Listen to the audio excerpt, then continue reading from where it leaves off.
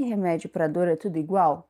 Será que existem opções mais seguras, opções que não viciem? E idoso pode tomar todos os tipos de remédio para dor que existem na farmácia? O meu nome é Esther, eu sou médica geriatra e hoje eu vim aqui nesse vídeo para responder essas perguntas. Se você se interessou pelo tema, fica aqui comigo. Antes de começar, eu quero te falar que essa aqui é a parte 2 desse vídeo que eu tô fazendo sobre remédios para dor. Para o vídeo não ficar muito grande, eu tive que separar em duas partes. A primeira parte já foi publicada na semana passada.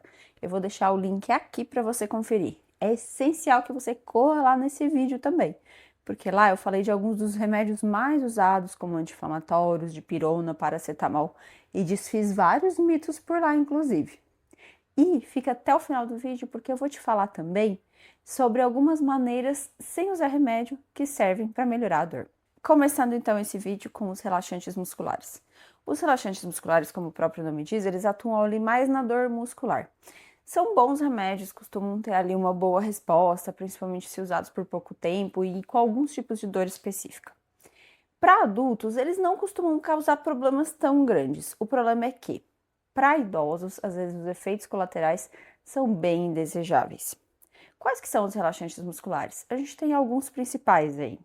A ciclobenzaprina, que o pessoal conhece muito como Miosan musculare. A orfenadrina, que é um composto ali do Dorflex e da Neosaldina. Então, Dorflex e Neosaldina têm orfenadrina na sua composição, que é um relaxante muscular. E o Mioflex Torcilax, que são formados por carisoprodol. O carisoprodol também é um relaxante muscular.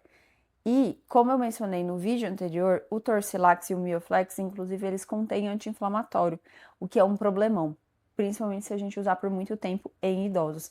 Não deixa de ir lá conferir aqui naquele vídeo que eu deixei aqui linkado para saber quais são esses problemas associados ao anti-inflamatório. Bom, relaxante muscular todo mundo acha que é bem inocente, mas qual que é o problema? Os relaxantes musculares eles estão bem ligados à sonolência, à sedação. Em muitos casos, isso pode ser perigoso, principalmente para idosos. Pessoas que, por exemplo, têm que trabalhar com direção, que dirigem, mesmo dirigindo muitas horas depois de tomar um relaxante muscular, podem apresentar sonolência e pode haver, inclusive, há relatos de vários acidentes de trânsito causados por essas medicações. Então, eles têm que ser usados com muito cuidado. Para idosos, além desse risco da sonolência, existem outros riscos associados também, que são um risco de confusão mental, infelizmente, risco de prender o intestino, de prender até a urina, risco de quedas também e boca seca. Ou seja, são alguns efeitos colaterais que fazem com que a gente evite de usar com muita frequência esses remédios. Às vezes, quando a gente usa, é ali um período muito específico. Fato é que é melhor consultar, perguntar para um geriatra se vale a pena usar esse remédio ou não. Como eu falei no outro vídeo, existem opções sim seguras que dá para usar com frequência sem ter que perguntar para médico nenhum, tá? A próxima classe é dos corticoides. O que são os corticoides? Prednisona, prednisolona, que é o Predizin. E aí existem os que são mais os injetáveis, como o beta-30, que é a betametasona, dexametasona. Eu vou deixar uma lista aqui dos principais. Os corticoides, eles às vezes são usados sim para dor aguda, porém, de forma alguma, eles podem ser usados de forma crônica, ou seja, por semanas a meses ou anos, sem indicação médica, porque eles trazem efeitos colaterais gravíssimos.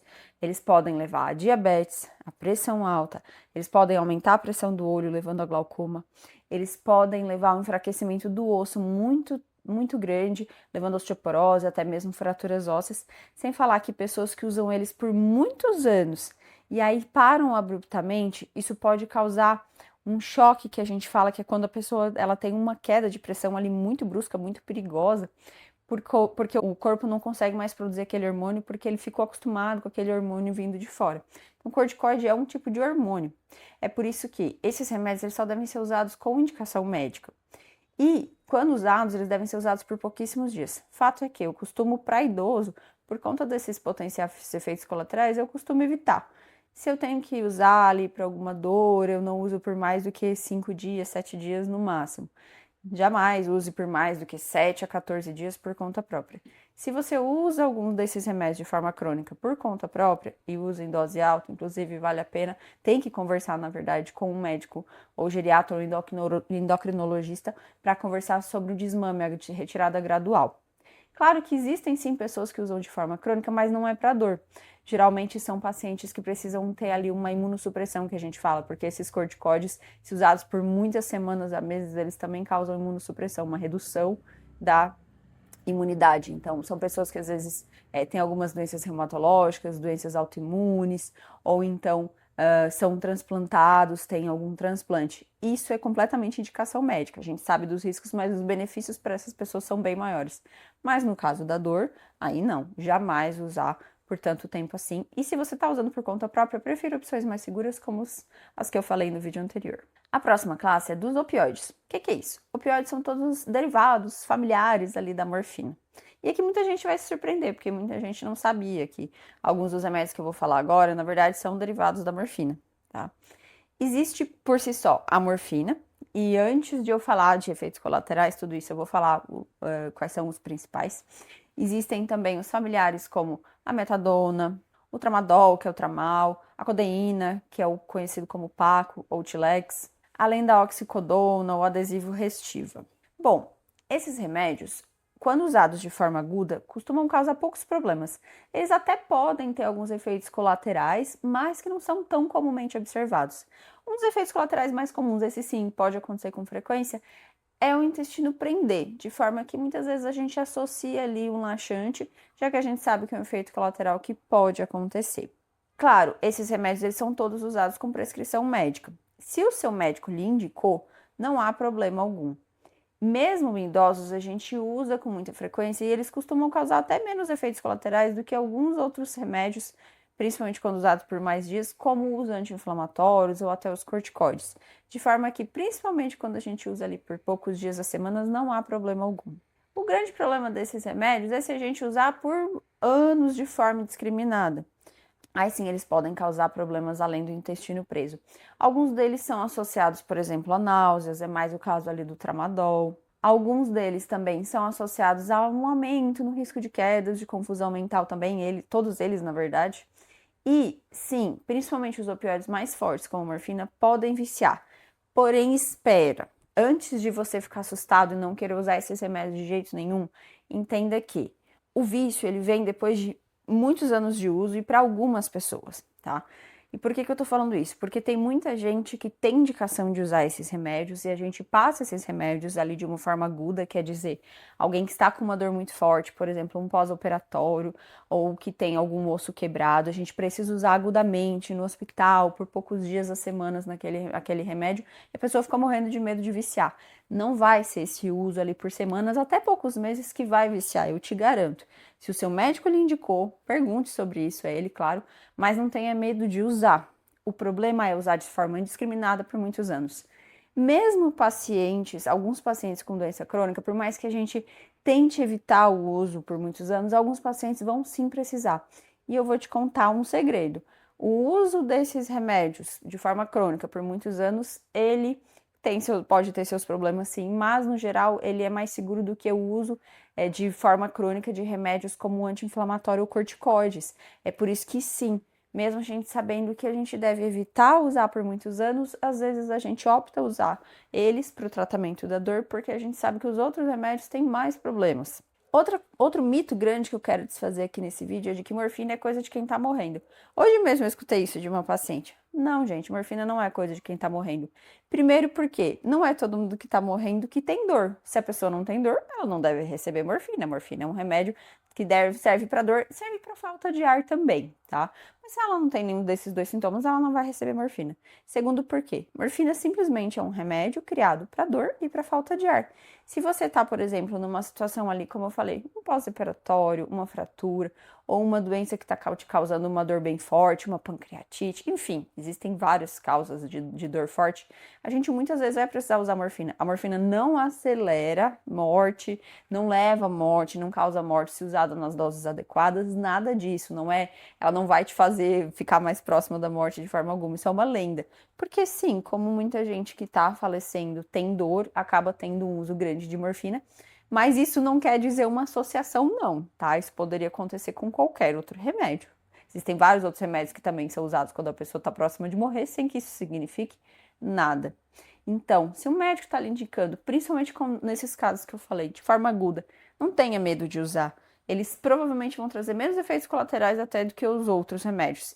Esses efeitos colaterais são muitas vezes contornáveis, como eu falei, com uso de laxante, uso de remédio para enjoo, por exemplo. E se o seu médico conversou com você, ele explicou que está precisando tratar essa dor, é uma dor crônica, de difícil controle, muitas vezes sim vai se precisar fazer o uso crônico, principalmente de alguns desses opioides que a gente usa ali de forma crônica, sabendo que são um pouco mais seguros. Não tenha medo. Se for indicado, tá tudo certo. Antes de falar da próxima, que já é a última classe, eu quero te trazer um alerta aqui. Muita gente acha que segurar a dor crônica é algo muito bom, mostra que a pessoa é forte. Claro, tem gente que às vezes quer testar ali o limite de dor. Quando a gente tem uma condição aguda, como assim uma condição aguda? De poucos dias de duração. Então, às vezes é um paciente ali que tá com uma gripe, né, que acabou de fazer uma cirurgia, tá com um cortezinho. Tudo bem se você não quer usar remédio para dor, use um seguro se for usar, não tem problema nenhum. Mas principalmente naquelas pessoas que têm dor crônica. A dor crônica é aquela que está durando mais do que meses, tá? Então, tá durando ali já mais de 2 meses, dura às vezes anos. Existem várias causas para dor crônica, como por exemplo, artrose, fibromialgia, problemas na coluna, assim como vários outros problemas. Essas pessoas às vezes acham que se segurarem a dor é melhor, mas já tem vários estudos mostrando que é o contrário.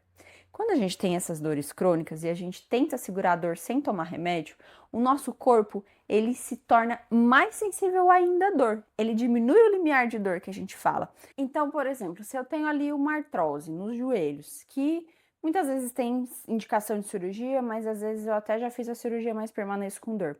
Às vezes eu só tinha dor depois de ficar horas de pé. Mas se eu fico ali nessa ideia de não tratar, esse caminho da dor, eu já vou explicar, ele fica tão ativado que faz com que a dor vá ficando mais difícil de tratar e vá aparecendo com mais frequência e antes do que aparecer. Então, às vezes eu começo a ter dor ali, até mesmo de levantar do sofá, na mesma hora eu já começo com dor. A gente vê muito isso. Isso porque existe realmente um caminho da dor. A gente, né, tem receptores de dor aqui em todo o nosso corpo, na nossa pele, em vários órgãos, que enviam uma mensagem quando tem alguma coisa errada ali para o nosso cérebro, que é quem cria essa mensagem de dor. Esse caminho de dor, no começo da dor crônica, ele então é ativado só em alguns momentos. Se a gente não trata, se a gente não para esse caminho de dor ali, ele acaba ficando muitas vezes ativado o tempo inteiro. Então a pessoa passa a ter dor o tempo inteiro. É por isso que é tão importante sim tratar a dor crônica. Se você tem dor crônica, entenda o motivo. Procure ajuda médica. Alguns médicos especialistas em dor crônica são muitas vezes o geriatra, o reumatologista, principalmente para dor em articulações ou dor aqui pelo corpo, na fibromialgia. Fisiatras também costumam tratar muito a dor. Fato é que dor crônica precisa de tratamento por esse motivo, senão o seu corpo se torna, na verdade, mais fraco à dor quando a gente não trata. E aí, às vezes, aquela dor que era fácil de tratar com uma dipirona vai precisar de um tramadol, de remédios mais fortes para ser tratada, porque ela não foi tratada desde o começo. A próxima classe de remédios é uma classe especial. São remédios um pouco mais modernos que eles servem para tratar a dor de uma forma diferente, porque eles atuam justamente nesse caminho da dor que eu acabei de falar aqui. A gente tem duas classes, na verdade. Então, os gabapentinoides, que são a gabapentina e a pregabalina, e os antidepressivos duais, que são a duloxetina, que é o Veligia, e a venlafaxina. Esses são antidepressivos com esse efeito de dor. Esses remédios, esses 4 que eu acabei de falar, eles na verdade foram criados por outro motivo, e aí se viu que eles tinham um efeito na dor crônica. Só que eles atuam de uma forma diferente.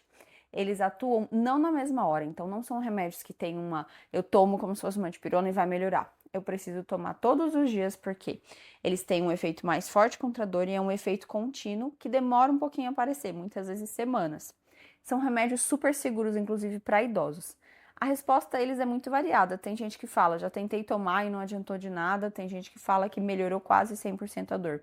Muitas vezes a gente vai sim tentar esses remédios pela segurança deles e por trazer boa resposta para muitos pacientes.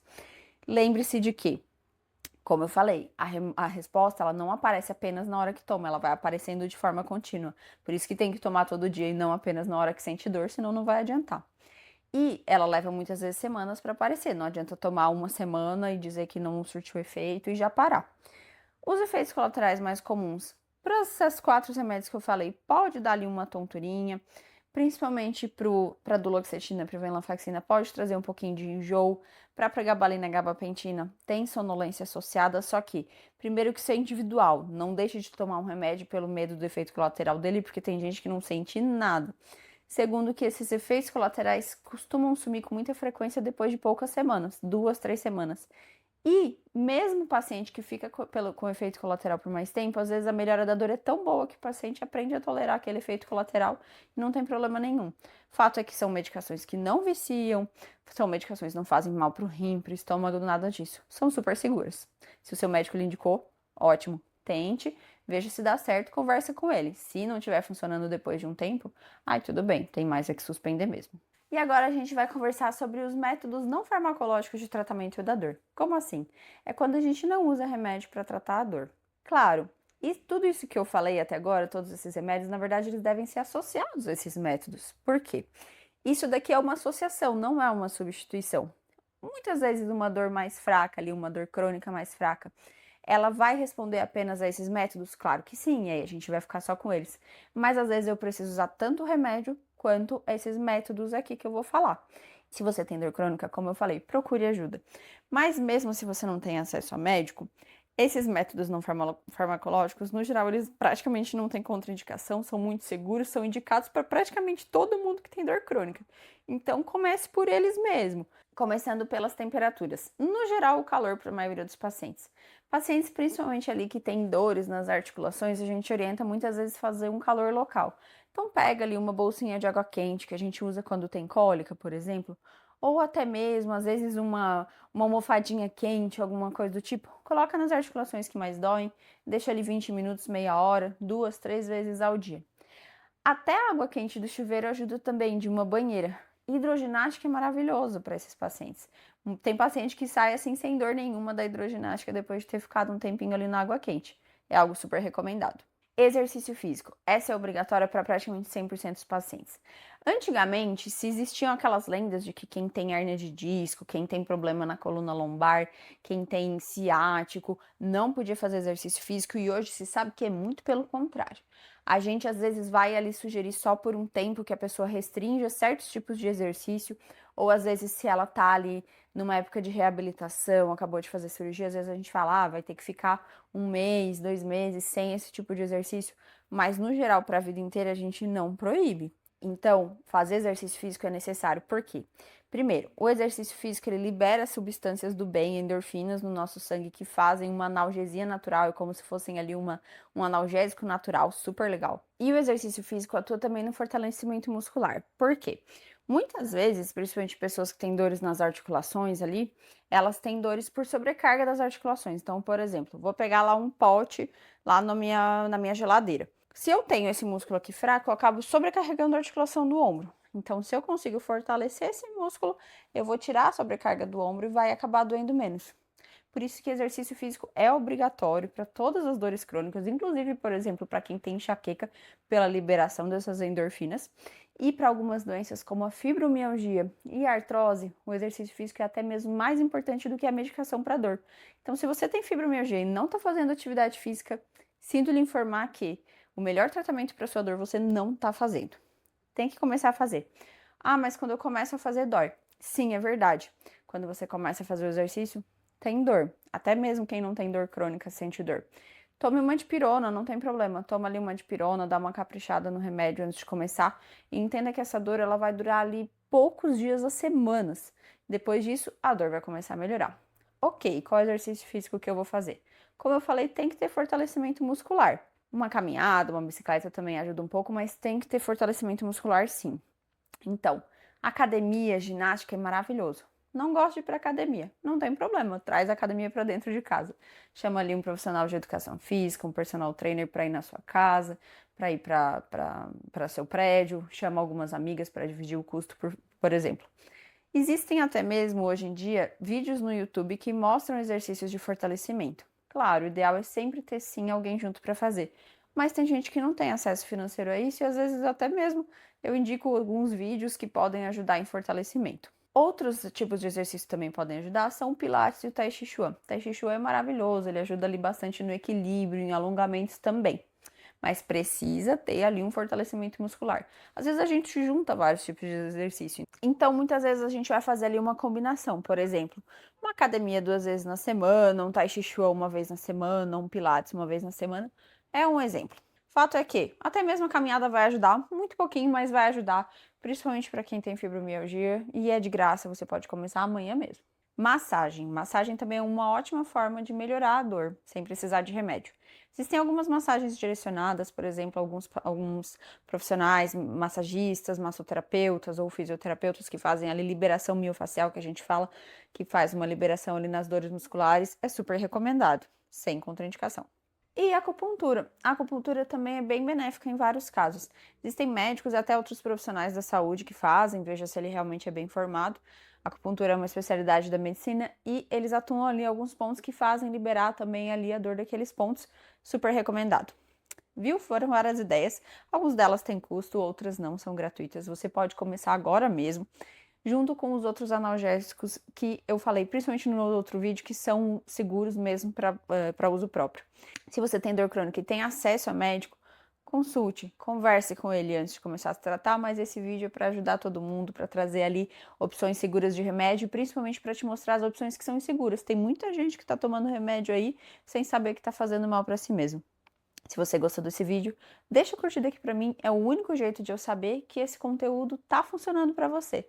Deixa um comentário se tiver qualquer dúvida e manda para aquela pessoa que você sabe que tem dor crônica. E se inscreva no canal porque toda semana tem vídeo novo. Até mais!